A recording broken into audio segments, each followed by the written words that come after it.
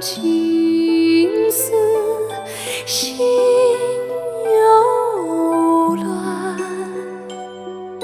千头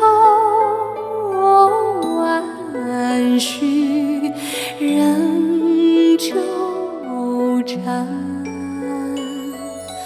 拱手让江山，低眉恋红颜，祸福轮流转，世界还是圆。天机算不尽，交织悲与欢，古今痴男女，谁能过情关？拱手让江山，低眉恋红颜，祸福轮流转，世界还是圆。天机算不尽，交织悲与欢，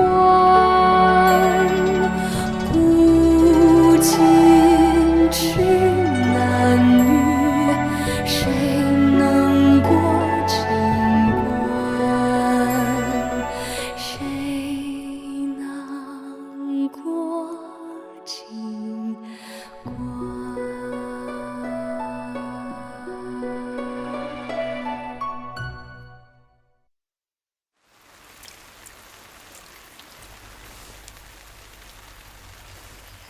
内务府现在都是挑最好的东西给咱们了，皇上疼小主，谁都看得出来，还让温太医一日一趟的炖了补药送来呢。你以为有多好？那药可苦得很了。哦，对了，那个于氏实在是过分，听说他迁出钟粹宫之后，就准是对小主多加重怨呢。随他去，我行事向来问心无愧，想来诅咒也不会灵验。只是他骂的实在难听，要不奴婢去禀报皇后，让皇后做主。不必对这种人费事了，得饶人处且饶人，他失宠难免心有不平，过段时间就好了。小主也太心存仁厚了。小主，不要熬好了。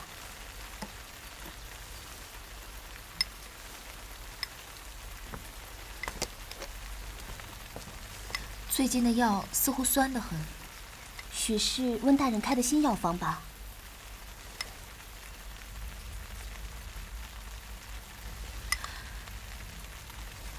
才起来没多久，现下又犯困了。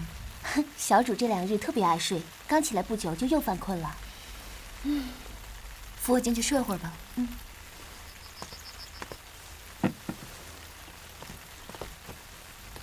浣碧，我是从什么时候开始贪睡的？3、5日前，小主就容易困倦，一天12个时辰，有5、6个时辰都在睡着。前天皇上来的时候，都已经日上3竿了。小主，你还睡着？你也觉出不对了，是吗？小主，你先别睡，我去请温大人来看看。哎，别惊动了人，就说请温大人来把平安脉。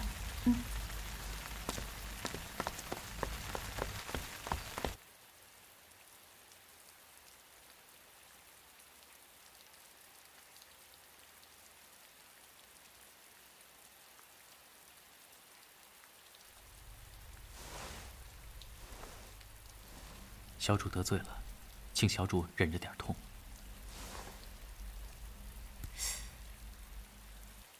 此穴名为合谷穴，若是小主只是寻常贪睡的话，此针下去便无事；若是因为药物的缘故，此针便会变色。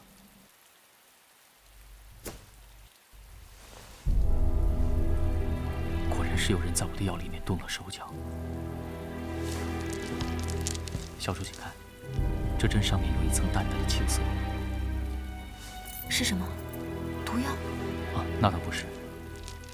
有人在我的药里面加重了本来分量较轻的药，用药的人很是谨慎，加的药量很少，所以即便微臣每日给小主请安，也很难发现。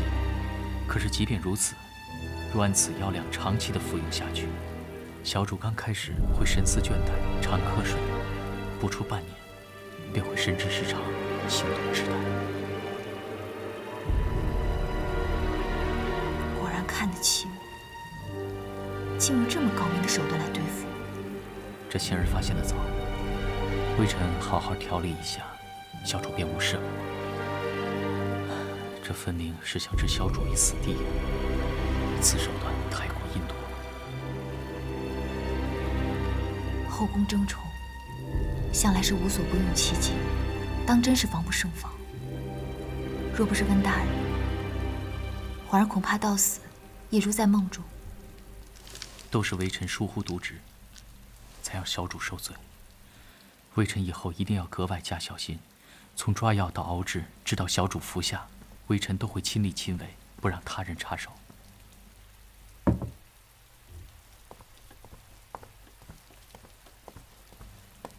防范虽要紧，但如今当务之急是要把那个下毒害我的人给找出来。药都是按照方子抓了送来，在我宫里熬的。能把药下进我宫里的，必定是我身边的人。月前，小主的宫中刚来了几个宫女和太监，而小主的药，又正是他们来了之后才出现了岔子。看来此事还要在那些新来的小宫女、小太监们身上多留心。小主，您想怎么做？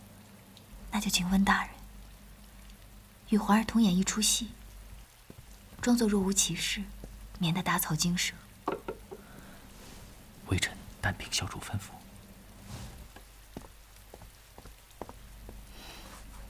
那就有劳温大人了。大人说我没事儿，我就放心了。近日春困贪睡是寻常事，不如趁此机会好好休息一下。多谢温大人。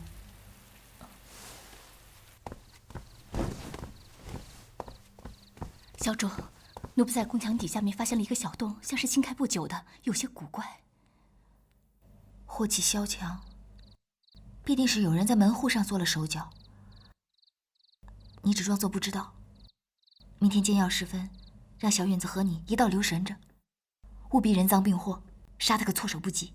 是，小允子是有些功夫在身上的，必跑不了那些吃里扒外的东西。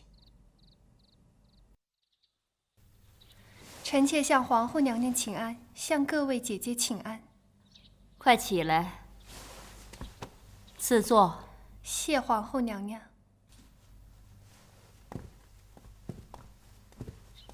看见沈贵人面色好了，本宫才能安心。沈贵人这一失足，还真是因祸得福了，得到皇上的疼爱，时常看望，这可是旁人求都求不来的福气呢。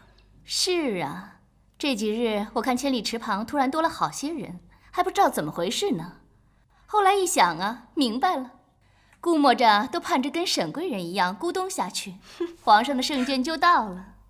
丽嫔，你真会说笑，谁会拿自己的性命开玩笑啊？是呢，沈贵人一直得宠，只有那些年老色衰的女人才会出尽百宝，想要留住皇上。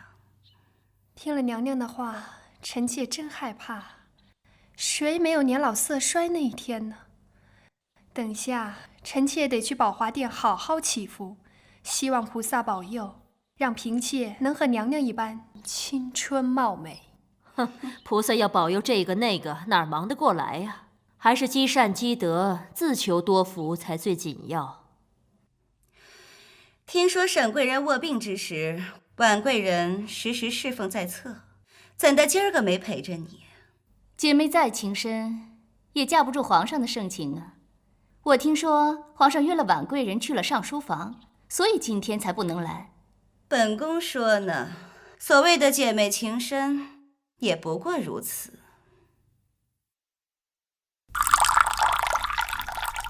奴才们一直在外守着，要是佩尔一直看着监好的，并无旁人接近。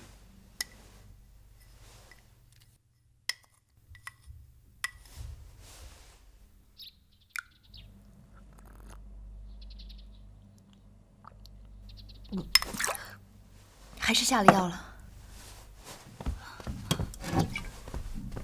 哎呀，定是奴才们疏漏了，还请小主恕罪。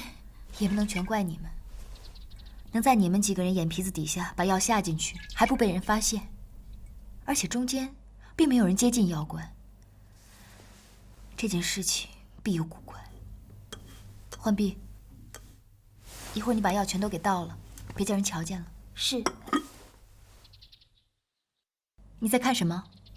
啊，奴在想，若不是有人亲自动手下药的话，那就只能在这些家伙上动手脚了。拿过来，我瞧瞧。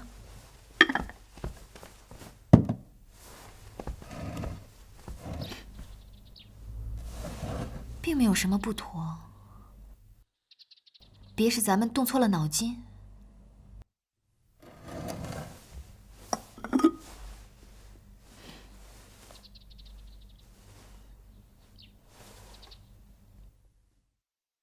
你们来瞧瞧，这药罐盖子的颜色，是不是比罐身要深一些？哎呀，真是的！如果不留意看的话，真看不出来。这是什么缘故？会不会是这个药罐盖子放在下了药的水里面熬煮久了，药罐的盖子吸了水进了药，所以颜色变深了。小主的药一旦煮沸了滚起来，便会碰到这个药盖子，那么这盖子里面的药便神不知鬼不觉地混入了小主的药里。哼，好精细的功夫，难怪我们怎么查也查不出来。原来早早就预备好了。这些东西平日里都谁收着的？原本是我收着的，但是现在是由新来的宫女花穗保管着。小允子，在。把药倒了，再把药罐子放回去，别叫人起了疑心。这。再把花穗的来历给我打听清楚。这。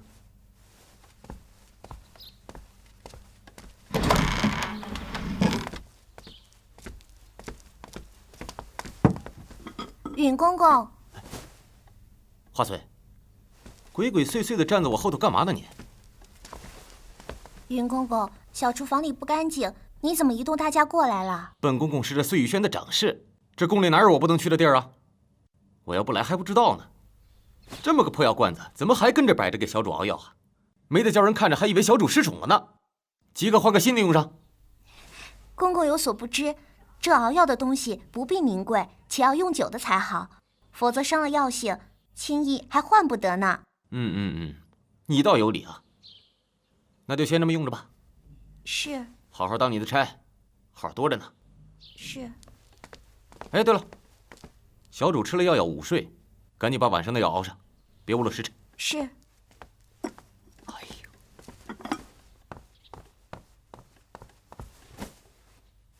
奴才打听过了，花穗原是余官女子身边的宫女，后来余氏降位，身边的宫女被遣了几个，花穗就是当时被遣出来的，后又被指到了小主这儿。看样子，那蹄子是要为余氏报仇呢。好个忠心念旧的奴才！把他叫来，我有话要问他。好。哎，去厨房顺便带几块热炭过来，烧得通红的那种，待会儿肯定用得上。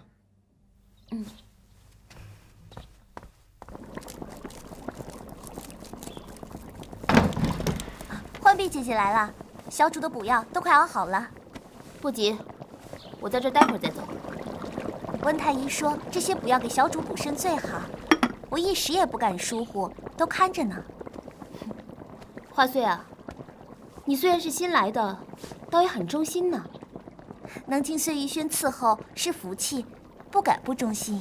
小主知道你忠心，说待会儿要赏你呢。快点进去吧。小主要赏我？快进去吧，别让小主等急了。待会儿把炭盘拿上，省得药凉了。是。把头抬起来，像要吃了你似的。别怕，我只是有几句话要问你。是。锦溪说你差事当得不错，东西也管得井井有条，我很高兴，心里琢磨着该赏你些什么，也好叫别人知道我赏罚分明，做事更勤谨些。谢小主赏，这是奴婢分内应该的。你在新来的宫女里头算是拔尖儿的。哎，你从前在哪个宫里当差啊？你们家小主竟也舍得放你出来？奴婢粗笨，从前跟不得什么好主，现在在贵人宫里当差，是奴婢几生修来的福气。于是被降位，自然也算不得什么好主。可是他给你的恩惠也不小吧？否则你怎么敢在我宫里犯这种杀头的死罪？奴婢以前是伺候于小主的，可是奴婢实在不知贵人您在说什么呀？你真的不懂我在说什么？那我那煎药的药罐盖子是怎么回事？奴婢实在不知，奴婢是忠心贵人您的呀，还问贵人明察。好，既然你说对贵人是忠心的，那我们就给你一个表忠心的机会。你在于氏那儿当过差，所以小主格外要留心些。只要你敢把这炭握在手里，我们大家便信了你的清白和忠心，以后必定好好待你。还不快去！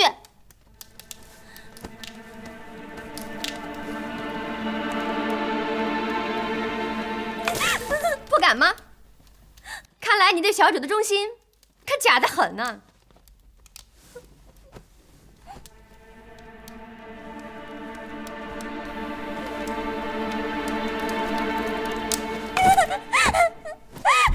贵人饶命！贵人饶命！那就好好说来。若有半句不敬不实的，立刻拖出去打死。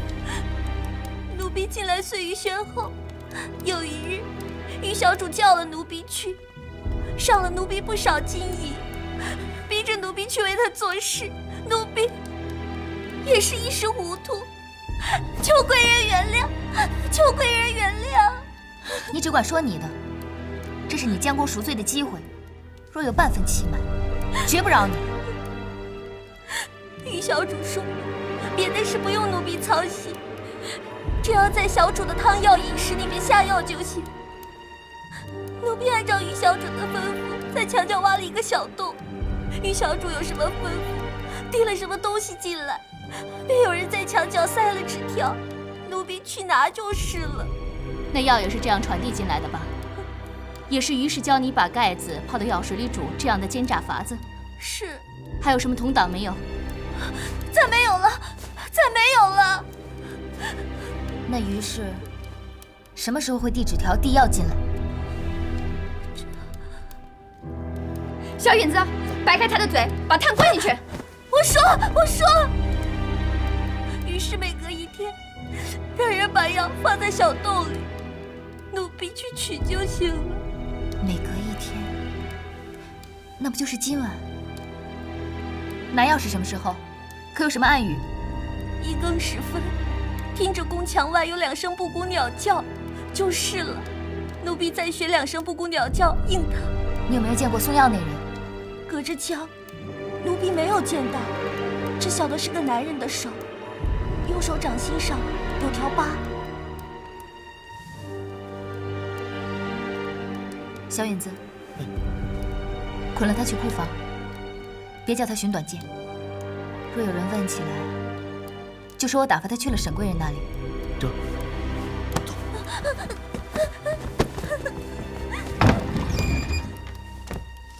锦溪，你今晚就假扮花穗，去取药，再叫小允子叫上几个得力的太监，守株待兔。是，奴婢即刻去办。今日的事，得告诉梅姐姐。是得让沈贵人知道，也好和他一起出个主意。那安大英呢？玲珑胆子小，免得吓着他，就别告诉他了。也好，小主这回一定要拿定主意，不能再忍让了。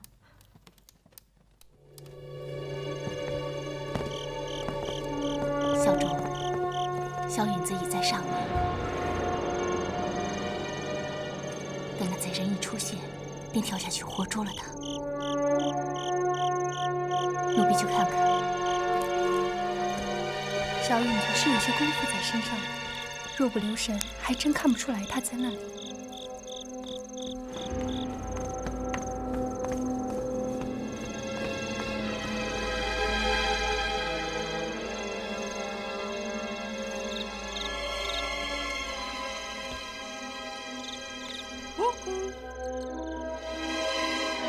姑姑，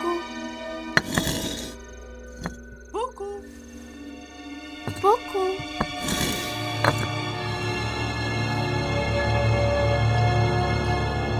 姑姑，抓住了！小允子抓住了！快出去！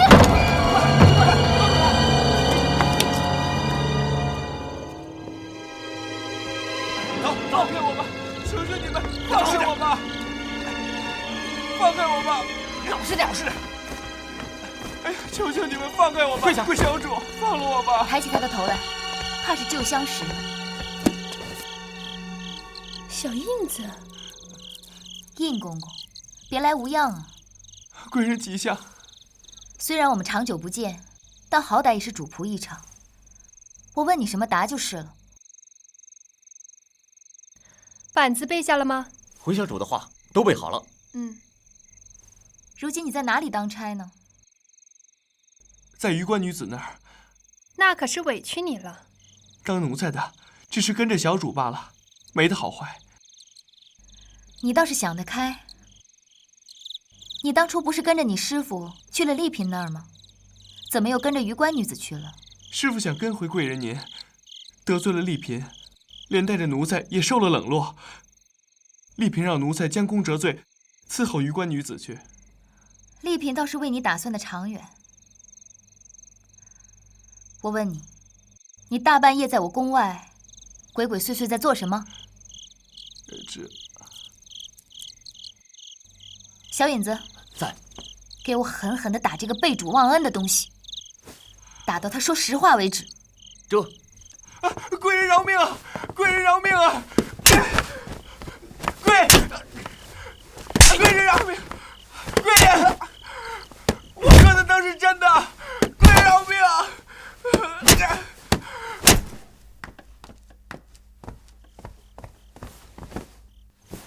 小主，那东西受不住刑，已经招了，说是榆关女子指使他做的。捆了他，和花穗一起关着，好好看着他们俩。看这情形，我怎么能不寒心？从前我待他也算不薄，不必为这种烂物东西寒心。现在情势明了，必是于氏怀恨在心，才使人报复。我对于氏已经足够忍耐，可他还是这样步步相逼。梅姐姐，要在宫中平安度日，怎么就这么难呢？人无伤虎意，虎有害人心呢。你和我又何曾逼过旁人？可是他们却来要咱们的性命。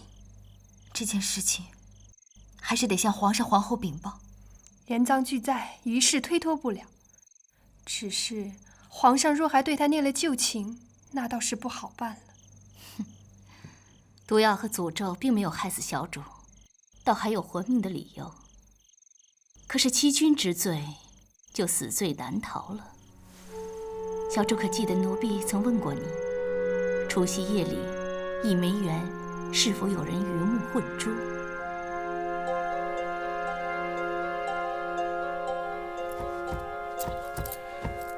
娘娘，怎么了？火急火燎的。小印子一晚上都没有回于氏那里，一早得到的消息，他进了碎玉轩就没有再出来。废物！娘娘，他已经是没根的东西，最少的刑怕是已经招了。于氏是肯定保不住了，他会不会供出娘娘了？你的意思呢？一了百了。不可，娘娘若此时动手，反而引人注目了。干脆就让于氏咬死这件事。他要甄嬛的命是为自己报仇，如今能活，怎可能不供出咱们？他是想活，可他更想全家都能活。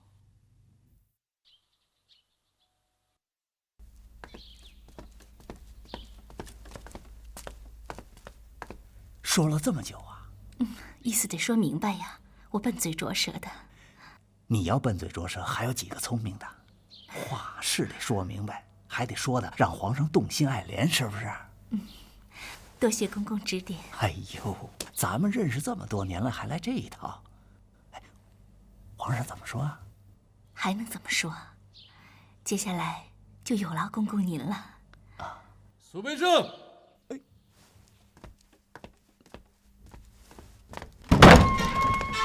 你们是谁？怎么敢随便闯进来？奉皇上旨意，废于氏入了宫。我不相信！我不相信！我要见皇上！我要见皇上！你想见皇上？皇上早就不想见你了。走！我不相信！我要见皇上！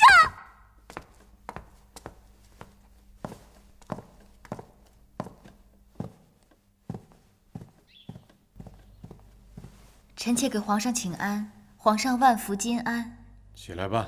谢皇上。昨晚睡得还好吗？多谢皇上关心，只怕睡得太沉才不好。朕知道，景熙一早已经来回了朕与皇后。从今往后，你的药饮膳食，朕都会叫人着意留心，这种阴险的事不会再发生了。也怪臣妾自己粗心，未曾发觉。不是你未曾发觉，而是后宫争宠的阴毒之风，朕真是万万没有想到。朕已经命令杖毙了花穗和小印子，至于于氏，朕将他废弃冷宫，终身幽禁。嬛嬛，你不必再担惊害怕了。嬛嬛向来不与人相争，只因无意得罪了于氏，才殃及了那么多人的性命。嬛嬛罪孽深重，不配深受皇恩。你这可是多虑了，你本无辜受害，又受连番惊吓，可别哭坏了身子。嬛嬛曾在除夕夜祈福，唯愿逆风如解意，容易莫摧残，却不想天不遂人愿。你在哪儿许的愿？许的什么愿？除夕夜，倚梅园中。但愿逆风如解意，容易莫摧残。那一夜雪地难行，嬛嬛还不小心弄湿了鞋袜。那你可曾遇到过什么人吗？四郎怎么知道？那夜，嬛嬛在倚梅园中遇见一陌生男子，只因是带病外出，更是男女授受不亲，便只能谎称是园中宫女，才得脱身。莫不是那夜的男子？臣妾失仪，臣妾不知是皇上，还望皇上恕罪。原来是你，竟然是你！朕还认错了旁人。苏培盛，奴才在。传旨下去，冷宫于氏欺君罔上，毒害嫔妃，赐自尽。这奴才即刻去办。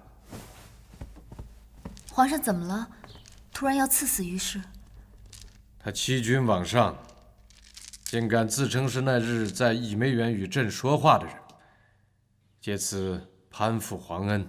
他屡屡以下犯上，朕都念及当日情，饶过了他，如今却是罪无可恕了。于氏千错万错，也只是仰慕皇上的缘故。君无戏言，于氏是罪无可恕了。不过既然你为他求情，朕就准他的尸首可以回归本家。多谢皇上。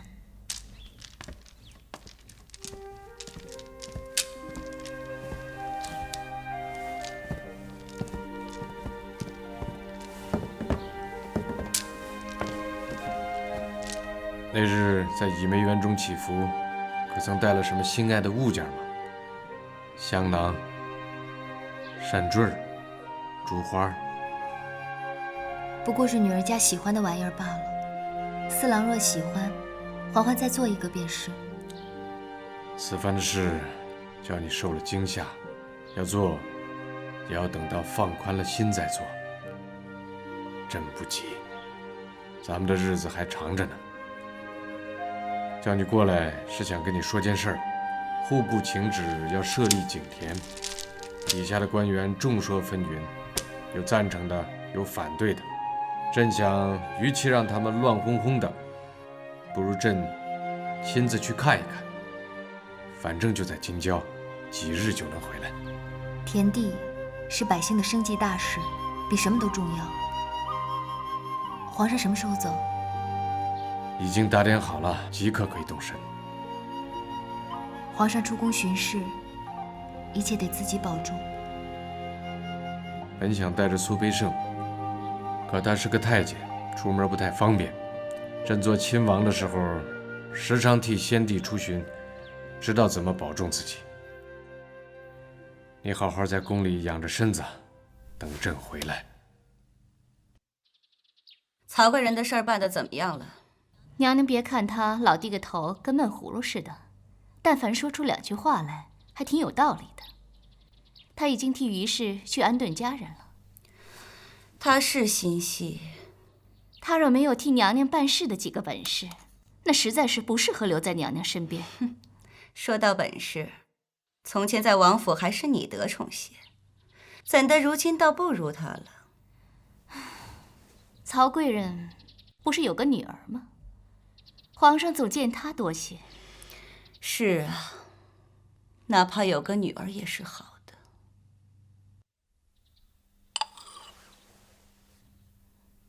怎么都懒懒的不说话？就觉得心里堵得慌。怎么了？我心里恨极了被人暗算，也恨极了花穗和小印子。可皇上真的下旨杀了他们，我这心里并不畅快。是啊，看到杀人，我心里也不畅快，更何况扳倒了一个，后面还不知道有多少。来一个算一个，只要咱们齐心，谁都别想害咱们。姐姐也真是的，出了这么大的事情也不告诉我，还是来之前听皇后娘娘说起，说于氏谋害姐姐，还冒名是姐姐谋夺皇上圣恩。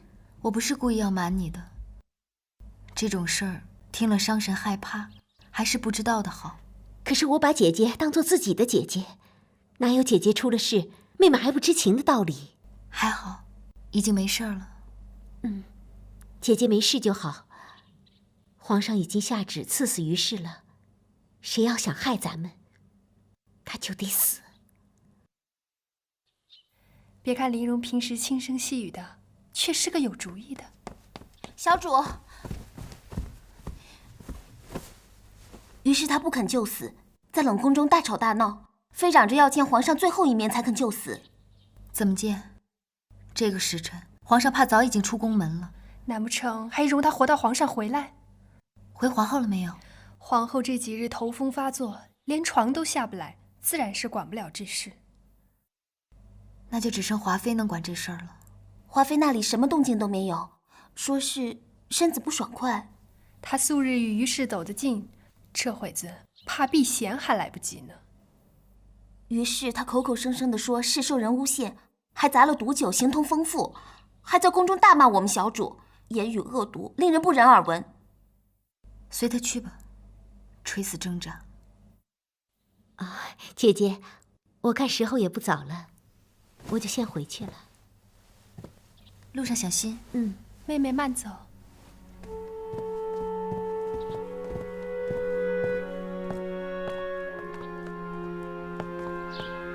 宝娟，冷宫到底是什么地方？那是关押被废黜嫔妃的地方。以前有很多被废黜的嫔妃、贵人，因为受不了被废黜后的日子，或死或疯，大家都觉得这个地方阴气太重，所以才叫冷宫。那平日里没人去过吗？那是什么鬼地方呀？以前住在附近的宫人，常看见有幽魂飘出来，连夜的哭，可吓人了。我去看看。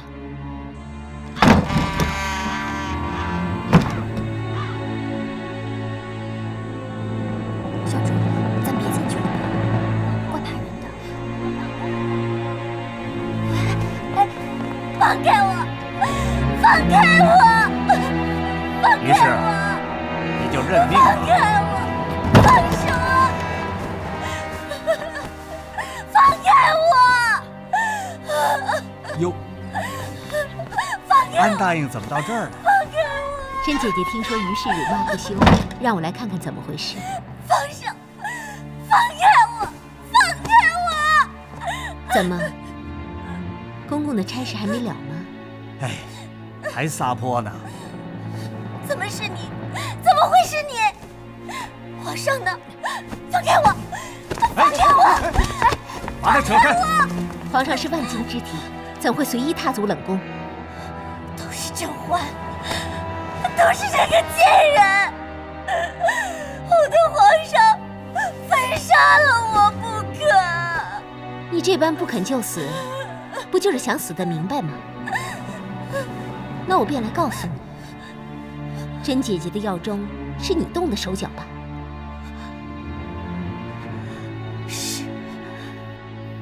是我指使人干的。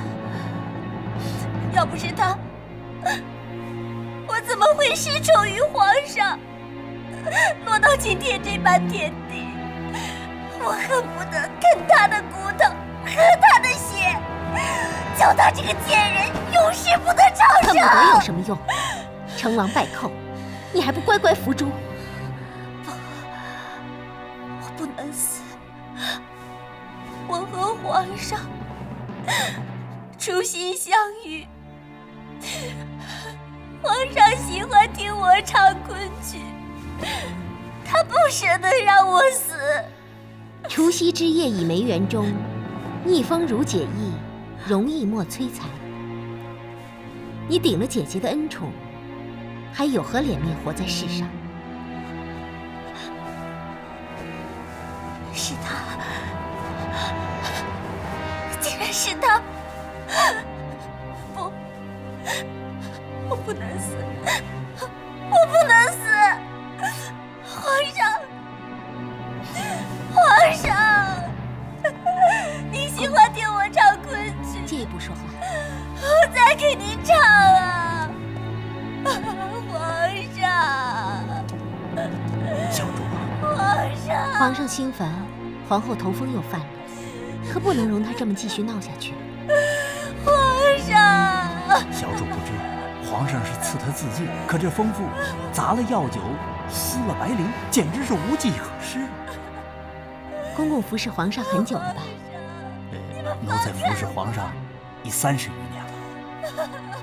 公公伺候皇上劳苦功高，在宫中又见多识广，最能揣摩皇上的心思。眼下皇上已经出宫去了，难道真的要等皇上回来见了他再处置吗？小主的意思是，皇上既是赐他自尽，他死了，公公的差事便也了了。谁会追究他是自尽还是别的？比如说，昔日下令殉葬的嫔妃若不肯就死，该当如何？奴才明白。公公比玲珑更明白什么叫夜长梦多的事，了断了他，也了了皇上的一桩心事。明白。奴才恭送小主。皇上救我呀！皇上，甄嬛，在我手里，必定会有人放火了结你，你必定不得好死。死到临头还不知悔改，于是他一定会死的。只是小主何必来这鬼气森森的地方一趟呢？我要让姐姐知道，我这么做都是为了她。不把咱们太监当人，这会儿还不是落在太监的手里？小夏子，在。之前师傅让你忍，这会儿别忍了。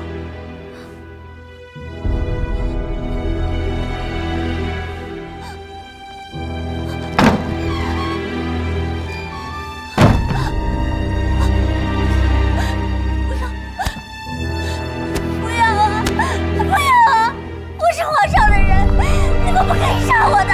你们不可以杀我的！婉贵人吉祥，沈贵人吉祥。回小主的话，于是自尽了。了结了就好。弓弦上的功夫干净利落，小主放心。放心？是啊，可不是小主让安答应来的吗？于是闹得厉害，还是安答应说左右是个死，才让奴才勒死了算完。活活勒死的？是啊，是安答应的主意。是，否则连师傅也没想到这层。不过于是人缘坏，谁也不会说什么。做得好，下去吧。奴才告退。小主，你还好吧？小主，没事吧？死就死了，还说这些恶心人的话做什么？小主，你快闻闻这个香，去去恶心。哀答应吉祥。姐姐呢？正在里头和沈贵人用茶呢。奴才去禀报一声，说小主您来了。哦，不必了，正好我也想进去讨口茶吃，我自己去就是了。梅姐姐，这件事情是不是我太过分了？人不犯我，我不犯人。可是我没有想到这件事情，玲珑会那么心狠。玲珑也是为了咱们。宫中杀戮之事太多，若不是对别人狠，只怕别人会对你更狠。这些我都知道，只是这件事一开始由你而起，玲珑也不曾牵涉其中，现在却去冷宫让人活活勒死于氏，这举止完全不像她平日柔柔弱弱的样子。